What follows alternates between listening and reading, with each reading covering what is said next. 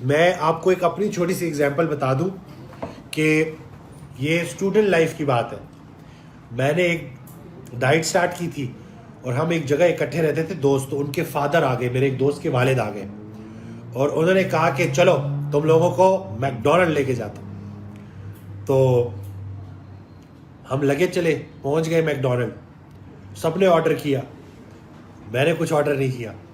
سب نے کھانا کھایا, میں سب کو کھانا کھاتے دیکھتا رہا, مسکراتا رہا. تو جب سب نے کھانا کھا لیا, جب بل شل ہو گیا, تو میرے دوست کے فادر میرے پاس آئے اور مجھے کہتے ہیں بیٹا مجھے یہ نہیں پتا, اس طرح ہاتھ رکھا کہ مجھے یہ نہیں پتا کہ تم کیوں اتنی سختی برداشت کر رہے ہو, لیکن جو تم اچیو کرنا چاہتے ہو تم انشاءاللہ اچیو کر لو گے.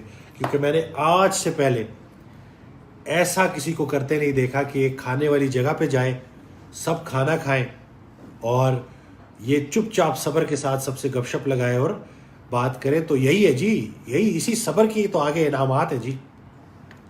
لوگ نا اسٹیرائڈ کا تانا دے دیتے ہیں, کہتے ہیں ٹکے ٹکے لا کے تو پھر باڈی شوڈی بنا لیتے ہیں, تو یہ وہ ان کو نہیں پتہ کہ کن مرحلوں سے گزارا جاتا ہے.